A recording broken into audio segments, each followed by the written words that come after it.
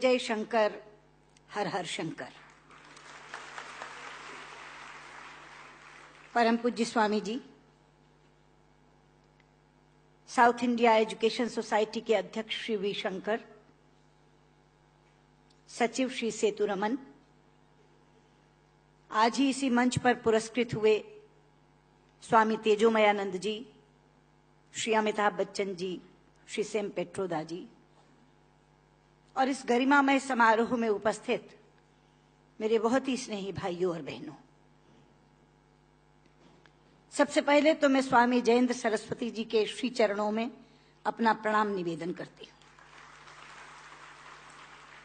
और उसके बाद जूरी के उन सदस्यों के प्रति कृतज्ञता ज्ञापित करती हूं जिन्होंने Swami Chandrashekhar Saraswati national eminence award के लिए मुझे चुना। मित्रों, राजनीतिक क्षेत्र में पुरस्कार तो अनेक मिले हैं, लेकिन आज का ये पुरस्कार स्वामी जी पुरस्कार नहीं, मेरे लिए आशीर्वाद है। साक्षात परमाचार्य जी का आशीर्वाद, साक्षात शंकर का आशीर्वाद। इसीलिए पुरस्कार मिलने पर प्रसन्नता होती है, पर आज अपने आप को धन्य महसूस कर रही हूं। ये आशीर्वाद प्राप्त करके मैं धन्य हुई। लेकिन इस पुरस्कार के साथ, आशीर्वाद के साथ बहुत महती जिम्मेदारी भी चली आई है, क्योंकि जब साइटेशन पढ़ी जा रही थी तो जिन गुणों का वाचन किया जा रहा था, ये जिम्मेदारी है कि जीवन भर उन गुणों पर खरी उतरूं और उसमें से एक भी चीज ऐसी न लगे कि जो कही गई थी लेकिन असत्य निकली। साइटेशन का वाचन संस्कृत में हुआ। शंकर जी, संस्कृत के प्रति आपकी निष्ठा और अनुराग देखकर मेरा मन बहुत प्रफुल्लित हुआ है, क्योंकि शायद कम लोगों को यहां यह मालूम हो कि संस्कृत विश्व की सबसे वैज्ञानिक भाषा है। सेम पेट्रोदा यहां बैठे हैं, वो साक्षी होंगे इस बात के कि जब दुनिया में टॉकिंग कंप्यूटर बनाने की बात चली तो प्रश्न उठा कि कौन सी भाषा उसके लिए चुनी जाए, क्योंकि कंप्यूटर का अपना कोई विवेक नहीं होता। जो आप बोलते हैं वही वो लिखता है, और जो लिखा जाता दिया जाता है उसी को वो पढ़ता है।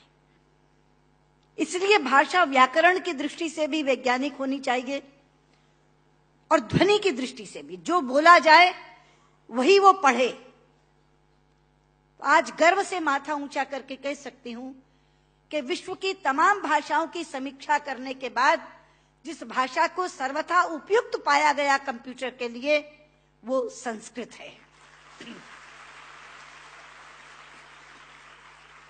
क्योंकि जैसे अंग्रेजी में NO नो भी नो है और KNOW भी नो है। अब अगर आप कंप्यूटर को बोलें आई नो दिस, तो लिखेगा INO नो दिस, कोई अर्थ ही नहीं निकलेगा उसका। कहीं T साइलेंट हो जाता है तो कहीं E साइलेंट हो जाता है। बोलते हैं, लिखते हैं एंटरप्रेन्योर, बोलते हैं एंटरप्रेन्योर। वो विवेकहीन कंप्यूटर कैसे देखेगा इसको? लेकिन संस्कृत में जो बोला जाता है वही लिखा जाता है।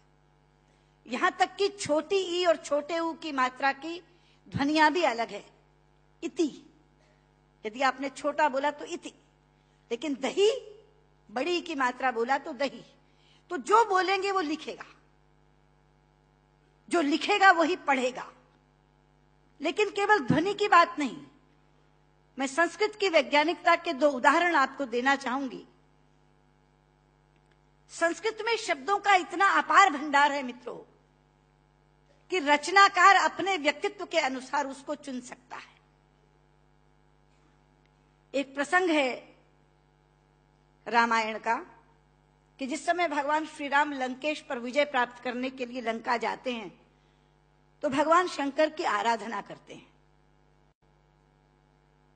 वो स्तुति जिसमें करते हैं वो रामचरितमानस में रुद्राष्टकम के नाम से समाविष्ट किया गया है।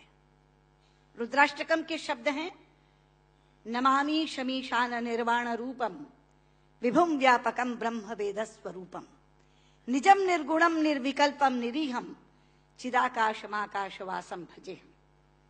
लेकिन उसी समय श्री राम पर विजय प्राप्त करने के लिए रावण ने भी आराधना की थी, स्तुति की थी, और उसने अपना स्तोत्र स्वयं रचा था, जो शिव तांडव स्तोत्र के नाम से प्रसिद्ध है। शब्द हैं, डमट डमट डमट डमन निनाद वट डमर वयम चकार चंड तांडवम तनो तुरे शिव शिवम धगत धगत धगत जवल ललाट पट्ट पावके किशोर चंद्र शेखरे रति प्रतिक्षाम ममा धराधरेन्द्र नंदिनी विलास बंधु बंधुरा स्फुर दिगंत संतति प्रमोद मान मानसे। यहां बैठे किसी एक 5 वर्ष के बालक के सामने यदि मैं केवल ये 2 श्लोक रख दूं और ये कहूं कि बच्चा ये बताओ इसमें से कौन सा रावण ने रचा होगा और कौन सा राम ने पढ़ा होगा, तो बिना कुछ जाने वो कहेगा कि डमट डमट डमट डमन ये रावण का श्लोक होगा, क्योंकि शब्द उसके व्यक्तित्व से मेल खाते हैं। और नमामि शमीशान निर्वाण रूपम राम ने कहा होगा। यह है संस्कृत की वैज्ञानिकता। एक और उदाहरण देती हूं, आप हैरान हो जाएंगे। संस्कृत के एक रचनाकार हैं दंडी, उनका एक नाटक है 10 कुमार चरितम, जिसमें 10 राजकुमारों की कथा है अलग अलग। उसमें एक कथा आती है राजकुमार विश्रुत की। प्रसंग है कि वो आखेट के लिए शिकार करने के लिए जंगल में जाता है। एक तीर आकर उनके होंठ पर लगता है और उनका निचला होंठ कट जाता है। मित्रों, इस प्रसंग के घटने के बाद कथा अनेक पन्नों में चलती है। कितने ही संवाद विश्रुत बोलता है, लेकिन दंडी ने पूरे संवादों में कहीं भी ओष्ठांग का प्रयोग विश्रुत से नहीं करवाया है। ओष्ठांग क्या है? पूरा अल्फाबेट हिंदी का जो पवर्ग है वो ओष्ठांग है। प फ ब फ म। प फ ब फ म दोनों होंठ मिलाकर बोले जा सकते हैं। अगर दोनों होंठ में से एक होंठ नहीं है तो आप प नहीं बोल सकते, ब नहीं बोल सकते, भ नहीं बोल सकते, म नहीं बोल सकते। ये पवर्ग ओष्ठांग है। तो अगर उसका एक होंठ कट गया तो उसने पवर्ग का उच्चारण कैसे किया, ये कोई भी प्रश्न कर सकता था रचनाकार से। इसलिए अनेक संवादों में कहीं भी ओष्ठांग का प्रयोग नहीं है। यह है संस्कृत की वैज्ञानिकता। लेकिन लोग आजकल कहते हैं कि संस्कृत तो बोलचाल की भाषा नहीं बन सकती, संस्कृत कभी जनभाषा नहीं रही। शायद इससे बड़ी अज्ञानता की बात कोई दूसरी नहीं हो सकती। संस्कृत जनभाषा रही है। छोटे लोग, अनपढ़ लोग, बिना विद्यालय में गए लोग संस्कृत बोलते रहे हैं। राजा भोज के काल में एक प्रसंग आता है कि राजा भोज एक बार अपने प्रजा का हालचाल जानने के लिए जंगल से जा रहे थे। सामने से एक लकड़हारा आ रहा था। उसने लकड़ियां काटकर अपने सिर पर रखी हुई थी, पसीनों पसीन था। राजा ने लकड़हारे को देखा तो तब संस्कृत में ही बातचीत होती थी, संस्कृत ही जनभाषा थी। तो राजा ने लकड़हारे से कहा, किमते भारम बाधती, क्या ये भार तुम्हें कष्ट पहुंचा रहा है? लेकिन बाध शब्द जो है मित्रों, वो धातु है जो परस्मयी पदी नहीं चलती, आत्मनेपदी चलती है। संस्कृत में 2 तरह की धातुएं हैं। परस्मयी पदी चलती है बाधती, बाधता, बाधंती, और आत्मनेपदी चलती है बाधते, बाधेते, बाधनते। बाध शब्द जो है वो आत्मनेपदी में है। तो लकड़हारा जवाब क्या देता है? भारम न बाधती राजन यथा बाधती बाधते। कि राजा, मुझे ये भार कष्ट नहीं दे रहा जितना आपके मुंह से बोला हुआ बाधती शब्द कष्ट दे रहा है, क्योंकि बाधती शब्द का अशुद्ध उच्चारण आपने किया है। ये शब्द बाधते होना चाहिए। भारम न बाधती राजन यथा बाधती बाधते। तो कौन कहता ये जनभाषा नहीं रही? ये जनभाषा रही है। लेकिन आज मैं शंकर जी से कहना चाहूंगी कि आपकी साउथ इंडिया एजुकेशन सोसाइटी पर एक जिम्मेदारी आई है, क्योंकि आज संस्कृत केवल कर्मकांड की भाषा बनकर रह गई। कल जब विश्व के लोग आएंगे और कहेंगे कि कंप्यूटर के लिए हमें संस्कृत के विद्वान दो, हम टॉकिंग कंप्यूटर बनाना चाहते हैं, तो एक विडंबना खड़ी होगी कि जिसे संस्कृत आती है उसे कंप्यूटर नहीं आता, और जिसे कंप्यूटर आता है उसे संस्कृत नहीं आती। इसलिए केवल साइटेशन संस्कृत में पढ़कर अपने कर्तव्य की तीसरी मत कर लीजिए।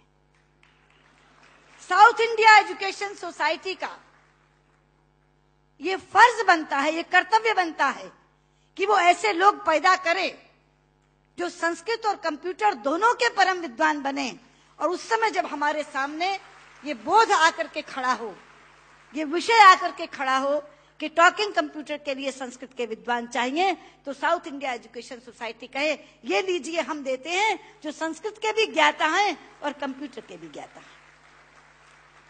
क्योंकि अथाह भंडार भरा पड़ा है हमारे ज्ञान का, हमारे शास्त्र, हमारे उपनिषद, हमारे ग्रंथ, और उन ग्रंथों की सोच लोगों तक पहुंची नहीं। आज अभी शंकर जी अपने प्रारंभिक वक्तव्य में कह रहे थे, उदार चरिता नाम वसुधैव कुटुंबकम। ये संस्कृत जानने वाले की सोच है। संस्कृत बोलने वाला पूरी पृथ्वी को परिवार मानता है, वसुधैव कुटुंबकम। संस्कृत बोलने वाला पृथ्वी को परिवार मानता है, और अंग्रेजी बोलने वाला विश्व को बाजार मानता है। और ये सोच का अंतर है, क्योंकि परिवार में प्यार होता है मित्रों, बाजार में व्यापार होता है, केवल व्यापार, शुद्ध व्यापार। लेकिन ये कौन बताएगा लोगों को कि भारतीय संस्कृति में पूरी पृथ्वी को, पूरी वसुधा को कुटुंब मानने की भावना है। सर्वे भवन्तु सुखिनः, हम तो सर्व की बात करते हैं, सर्वे सन्तु निरामया, सर्वे भद्राणि पश्यन्तु मा कश्चित् दुर्भाग् भवेत्। सर्व के कल्याण की कामना किसने की है? लोग अपनी अपनी बात करते हैं, लेकिन ये है वो भारतीय संस्कृति जो सर्व के कल्याण की कामना करती है। इसलिए बहुत ज्यादा आवश्यक है कि ये ज्ञान जो छिपा पड़ा है पुस्तकों में, केवल इस कारण नहीं पहुंच पा रहा कि ऐसी भाषा में है जो भाषा मृतप्राय होती जा रही है, जो भाषा केवल मंत्रोच्चार की भाषा बन गई है कि विवाह पद्धति करानी है, जन्म मरण कराना है तो पंडित जी को बुला लो, वो भी अपना आधा अशुद्ध और आधा शुद्ध बोल के चले जाते हैं, क्योंकि उनको भी कोई टोकने वाला नहीं, उनको भी कोई कहने वाला नहीं कि आप क्या कर रहे हैं। इसलिए साउथ इंडिया एजुकेशन सोसाइटी पर यह जिम्मेदारी आई है, आप इस काम को करें। और मैंने अभी जब आप बैठे थे तो मैंने आपसे कहा था कि जो 2.5 लाख का पुरस्कार आपने मुझे दिया है, मैं आपको वापस करती हूं। आप इसी पुण्य कार्य में आप उसका इस्तेमाल करें, और ये काम आप जरूर करेंगे।